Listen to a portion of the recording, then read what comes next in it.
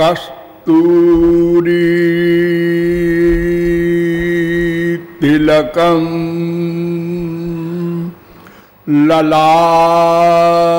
ललाटपटले वक्षस्थले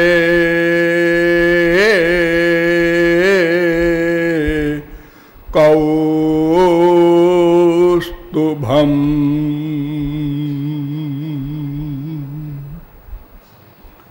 नासाग्रे वरमौक्तिकं करतले वेणु करे कंकणम्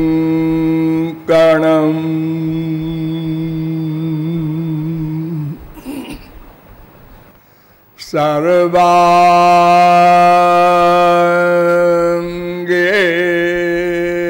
हरिचंदनम सुललितम कंठे च मुक्तावली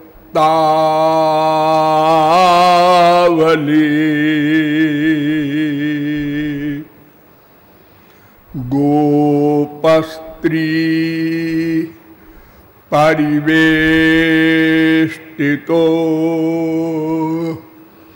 विजयते गोपाल चूड़ामणि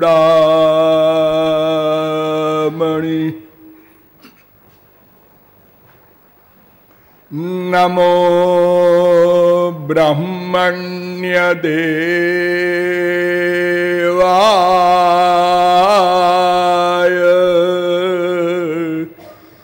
गो ब्राह्मण हिताय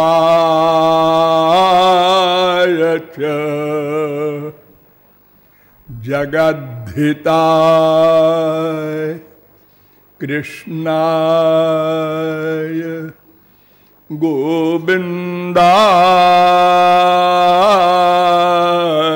नमो नमः।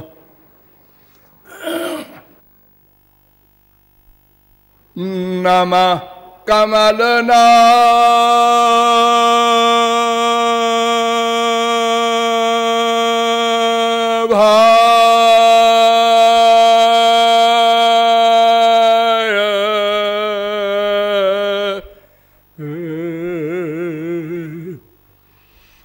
नमः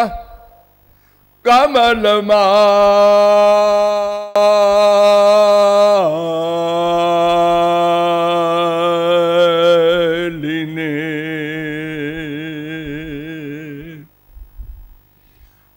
नमः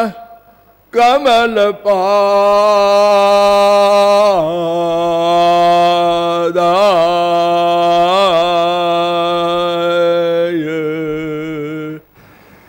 नमस्ते कमलेक्षण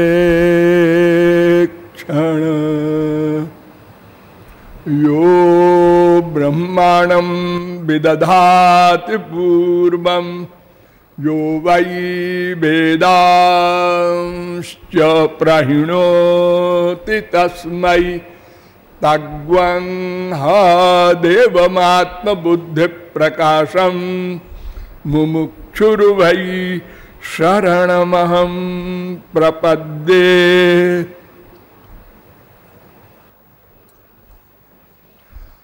अनंत सौंदर्य माधुर्य सौशील्य सौकुमार्य सुधा सिंधु बलबंधु भक्तिरस जिज्ञासु जीवात्माओं,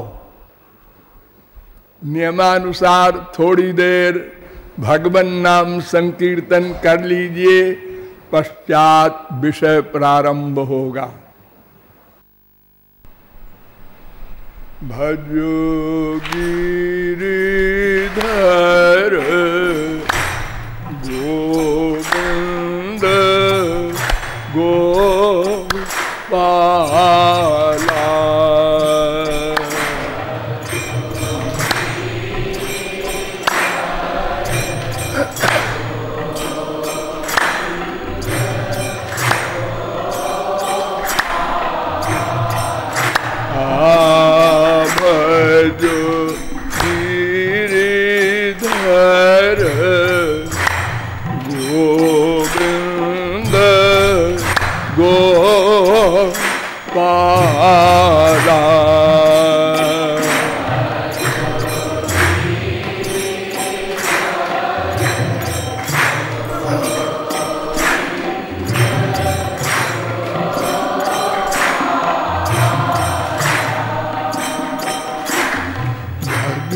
गिरिधर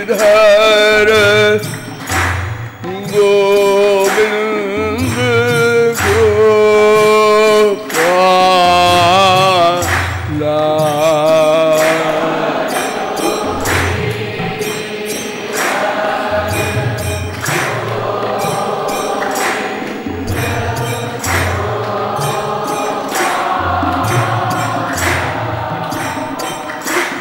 भजो गिरिधर गोविंद गोपाला।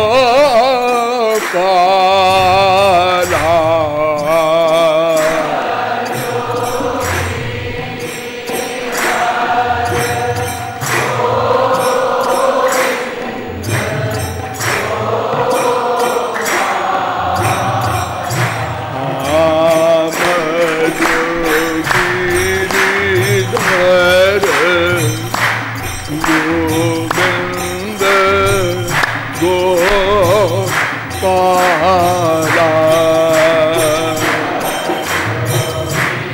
राधे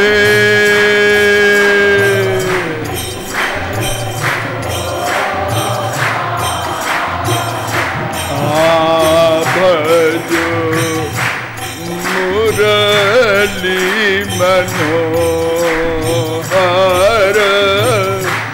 नंद लाला।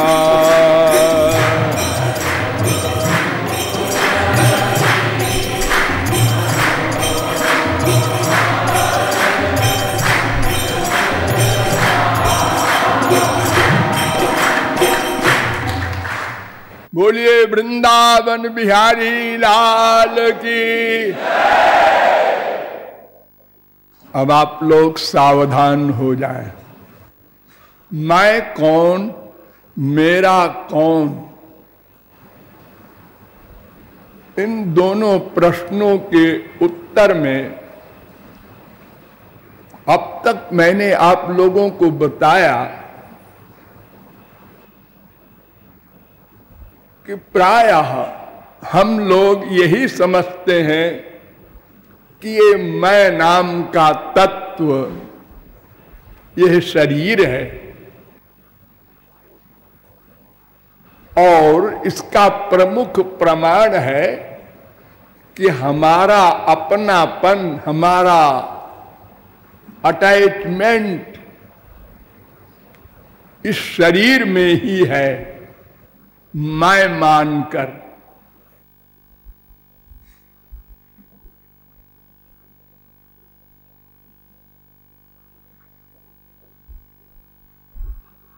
एक बार उद्धव ने भगवान श्री कृष्ण से प्रश्न किया कि संसार में मूर्ख किसे कहते हैं, मूर्ख की परिभाषा क्या है। तो श्री कृष्ण ने उत्तर दिया, मूर्खो देहाद्यहम बुद्धि पंथा मन निगम स्मृता। 11वें स्कंद के 19वें अध्याय का 42वां श्लोक। जो अपने को देह माने उससे बड़ा कोई मूर्ख न था, न है, न होगा। इसका मतलब क्या हुआ? अब आप लोग समझ लीजिए अपने अपने मन में। मैं कुछ कहूंगा तो आप लोग कहेंगे कि ये अपने को बड़ा बुद्धिमान मानते हैं और हमको मूर्ख सिद्ध कर रहे हैं। ऐसा नहीं, ये फैक्ट है। ये देह जो आप लोगों के सामने है प्रत्यक्ष, ये पंच महाभूत से बना है। पृथ्वी, जल, तेज, वायु, आकाश। क्षिति जल पावक गगन समीरा पंच रचित यह अधम शरीरा। ये अधम शरीर है। गंदा है। हजारों लाखों रोए हैं, सब रों से गंदगी निकलती रहती है, और 9 छेद बड़े बड़े हैं, उनसे भी गंदगी निकलती रहती है। और मरने के बाद इस देह का कोई उपयोग भी नहीं होता। पशुओं के देह का उपयोग होता है।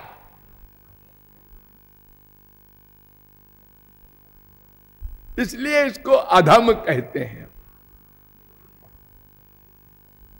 लेकिन वेद कहता है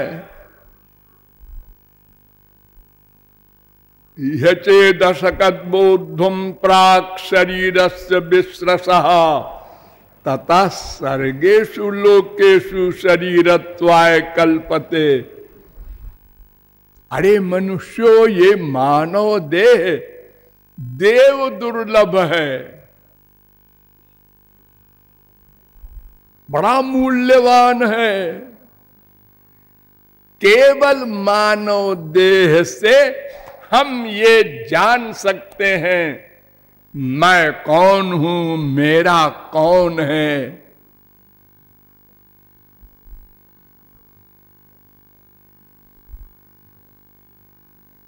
ठीक है, ज्ञान की दृष्टि से और कर्म की दृष्टि से ये मानव देह सर्वश्रेष्ठ है, लेकिन फिजिकल दृष्टि से बहुत गंदा है। तो मैं ये पंच महाभूत का देह नहीं हूं, ये बात हम लोग थोड़ा सा विचार करके ही समझ सकते हैं। कोई मर गया, हाँ, अरे भाई कहाँ जा रहे हो? अरे वो हमारे पड़ोसी है ना, आज मर गए, उनकी मिट्टी में जा रहे हैं, उनकी मिट्टी में। हाँ, उनकी मिट्टी में? अरे मैंने तो अभी देखा आते हुए, वो लेटे हुए थे, वो गए कहां? अरे वो तो उनका शरीर है, वो तो 4 बजे चले गए। इसका मतलब हम सब लोग जानते हैं कि वो जाने वाला कोई और है, अरे शरीर और है। यानी मैं नाम का तत्व ये पंचमहाभूत का शरीर नहीं है। तो एक शरीर और होता है, वो 18 तत्व का बना हुआ है। ये तो 5 ही है, वो 18। पंच ज्ञानेन्द्रिय, आंख, कान, रसना, त्वचा, ये 5 ज्ञानेन्द्रियां हैं।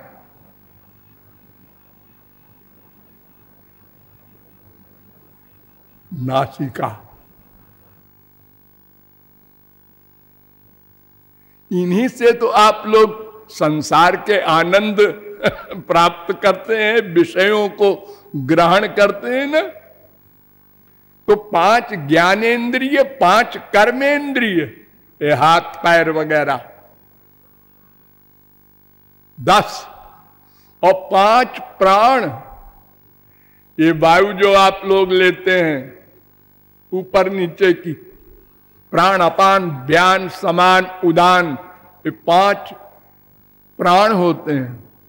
15, एक मन, 16, एक बुद्धि, 17, एक अहंकार, 18। ये 18 तत्वों का एक शरीर होता है, उसे कहते हैं सूक्ष्म शरीर। जब आप लोग ये शरीर छोड़ते हैं, जिसे आप कहते हैं वो मर गया, तो वो जीवात्मा ये 18 तत्वों वाले सूक्ष्म शरीर को लेकर निकलता है, केवल जीवात्मा नहीं निकलता।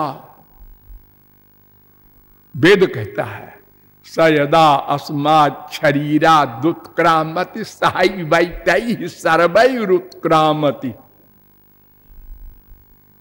कौशिक की उपनिषद 3 अध्याय का 4था मंत्र।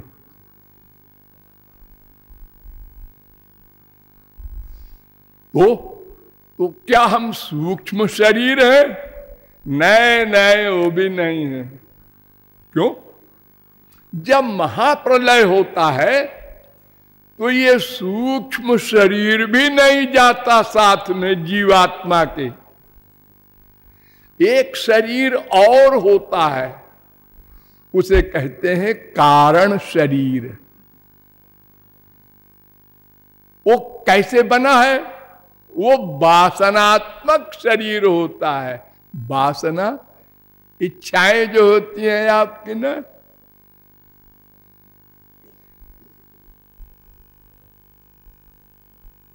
तो ये 3 शरीर हैं। ये तीनों शरीर हम नहीं हैं, ये तीनों हमारे शरीर हैं।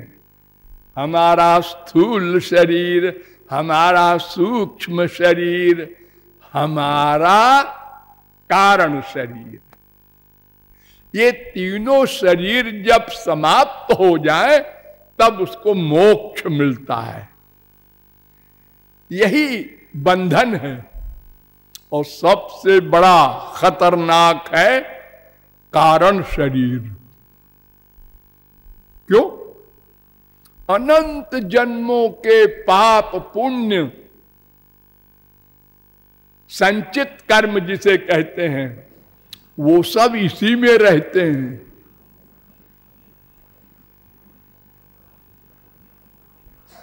तो इस प्रकार तीनों शरीर हम नहीं हैं। इसके अलावा जो कुछ बचा वो है हम, जीव।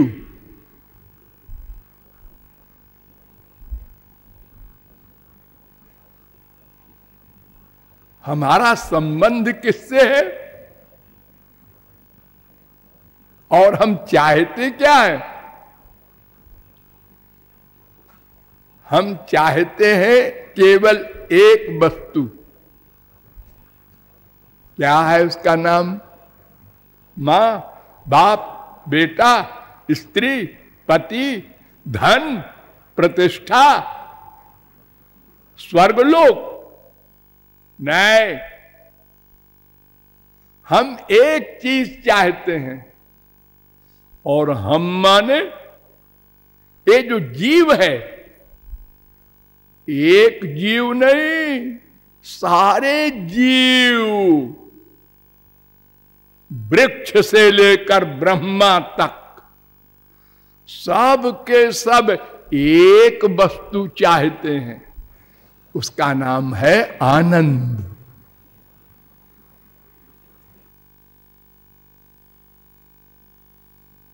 भगवान को माने न माने, मैं को माने न माने, संसार को माने न माने, ये 3 प्रकार के सिद्धांत हैं। कुछ लोग भगवान को नहीं मानते, मैं को मानते हैं, संसार को मानते हैं। कुछ लोग भगवान को भी नहीं मानते, मैं को भी नहीं मानते। बौद्ध लोग शून्यवादी होते हैं। और कुछ लोग संसार को भी नहीं मानते, अद्वैत वेदांती। लेकिन आनंद को सब मानते हैं। हमको आनंद चाहिए।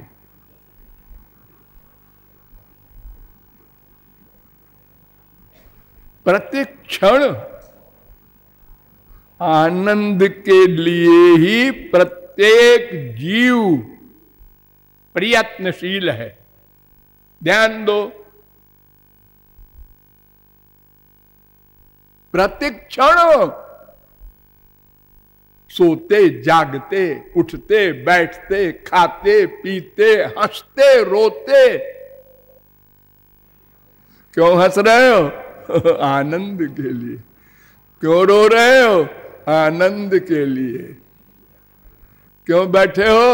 आनंद के लिए। खड़े क्यों हो गए? अरे बड़ी देर से बैठे थे, आनंद के लिए।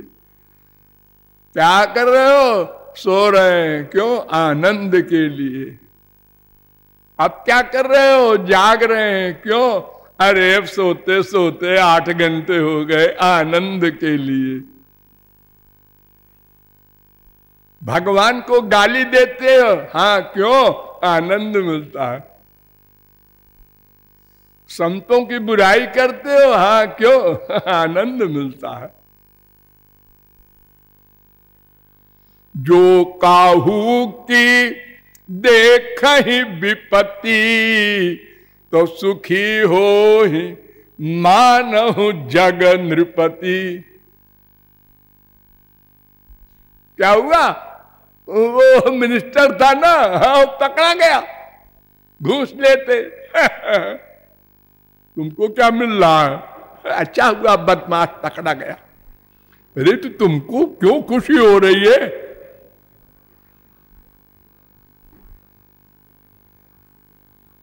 हर व्यक्ति हर समय आनंद चाहता है। हर समय आप क्यों बोले रहे बार बार?